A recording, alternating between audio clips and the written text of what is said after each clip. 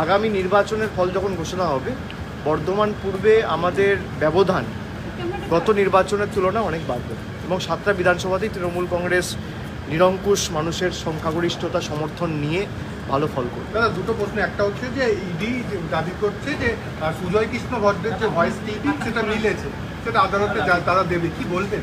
ED আর আদালতে দাবি হবে, ইডি আদালতে জানাবে, এখন তো আমার কিছু বলার নেই। আর ভয়েস ক্লিপিংটা যার সাথে, তাকে অ্যারেস্ট করেছে? তাকে তো অ্যারেস্ট করেনি। যার সাথে কথা, তাকে অ্যারেস্ট করেছে কি সেটা তো ইডি বলতে পারবে। আমি তো ইডিতে চাকরি করি না। আপনার চ্যানেলের ইন্টারেস্ট আমি বুঝতে পারছি, কিন্তু আপনার চ্যানেল যখন ইডি বা সিবিআই যাকে টাকা নিতে দেখা যায়, ডাকা যায় না, ইডি বা সিবিআই ডাকে না, তখন তো প্রশ্ন করে না। আপনার তো এজেন্ডা কোনো রকম কোনো দাবি করে থাকে, ইডি জানাবে কোর্টে। আর আমি তো লড়ছি সুপ্রিম কোর্ট, হাইকোর্টে। ক্ষমা চেয়েছে সুপ্রিম কোর্টে আমাদের। আপনি ইডির অফিসারকে জিজ্ঞেস করেছেন যে আপনাদের এএসজিকে ক্ষমা চাইতে হয়েছে কিনা? আপনার চ্যানেল জিজ্ঞেস করেছে? আপনার সৎসাহস আছে জিজ্ঞেস করার? করবেন? নিশ্চয়ই জিজ্ঞেস করবে। আজকে তো প্রায় 8 মাস হয়ে গেছে, 8 মাসে কভার করেছে। আমাকে প্রশ্ন করছেন, করুন, ভালো, কিন্তু যেখানে জিজ্ঞেস করার আপনি কি জিজ্ঞেস করেছেন? করেন না।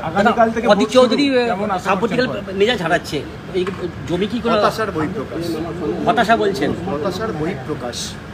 কেজরিওয়াল তিনি জামিনের জন্য করছে, কিন্তু এদিকে ইডি বলছে তিনি নাকি মিষ্টি খাচ্ছে আর বেশি আম খাচ্ছে, নিজের সুগার নিজে বাড়াচ্ছে যাতে জামিনের জন্য। ইডির উচিত বিজেপির সর্বভারতীয় সভাপতিকে অ্যারেস্ট করা।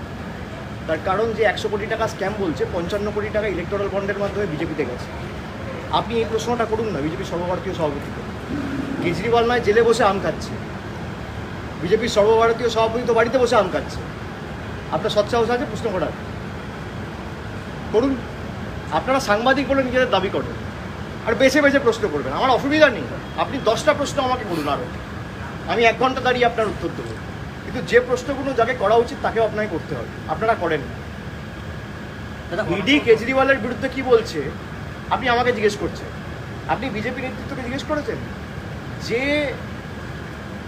লিকার স্ক্যামের কথা আপনারা বলছেন, সেই লিকার স্ক্যামের তথাকথিত 100 কোটি টাকার যে অভিযোগ, সেই অভিযোগের 100 কোটি টাকার মধ্যে 55 কোটি টাকা বিজেপির অ্যাকাউন্টে গেছে ইলেকটোরাল বন্ডের মাধ্যমে। তাহলে কেজরিওয়াল যদি জেলে থাকে, জেপি নাড্ডা জেলে থাকবে না কেন? আপনি জিজ্ঞেস করেছেন? কিন্তু মোদি, আপনি যেদিনকে জিজ্ঞেস করার সৎসাহস রাখবেন সেদিনকে আমাকে প্রধানমন্ত্রী তো বলছেন যে বন্ড, ইলেকটোরাল বন্ড, সেটা যাতে যেভাবে করেছে তাতে যাতে বোঝা যায় সমস্ত হিসাব, সমস্ত। তার জন্য ইলেকটোরাল বন্ড লাগতো না, তার জন্য চেকে দিলেও বোঝা যেত। পাল্টা প্রশ্ন করার সাহস আপনাদের নেই বলে যা বলছে আপনারা শুনছেন। উনি বলছেন ইলেকটোরাল বন্ড করেছি বলে বুঝতে পারছি কে কাকে টাকা দিয়েছে। তাহলে তো চেকেও টাকা দিলে বুঝতে পারতো, তার জন্য তো ইলেকটোরাল বন্ড লাগতো না। কে কাকে টাকা দেবে এ তো আরটিজিএস করেও টাকা দেওয়া যেত, এনআইএফটি কোডের মাধ্যমেও টাকা দেওয়া যেত, চেকের মাধ্যমেও টাকা দেওয়া যেত।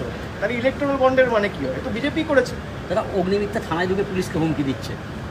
আমি এ নিয়ে কিছু প্রশাসনিক বিষয়ে পুলিশের মতো ব্যবস্থা নেবে। এগুলো সব হতাশার বহিঃপ্রকাশ।